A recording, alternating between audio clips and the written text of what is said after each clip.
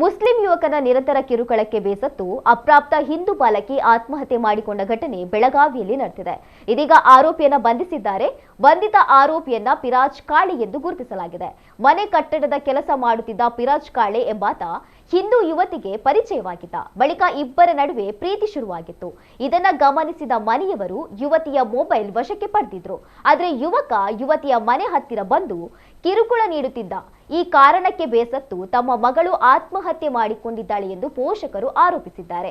ಯುವತಿ ಆತ್ಮಹತ್ಯೆ ಪ್ರಕರಣಕ್ಕೆ ಸಂಬಂಧಿಸಿದಂತೆ ಲವ್ ಜಿಹಾದ್ ಶಂಕೆ ವ್ಯಕ್ತವಾಗಿದೆ. ಆದರೆ ಪೊಲೀಸರ ತನಿಖೆಯಿಂದ ಹೆಚ್ಚಿನ ಮಾಹಿತಿ ತಿಳಿದು ಬರಬೇಕಿದೆ.